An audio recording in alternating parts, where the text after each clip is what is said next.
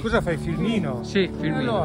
Allora, il Monviso? quello lì, allora, ecco, un po' più a destra, allora, qui abbiamo il Brighton, che si fa tranquillamente in scena.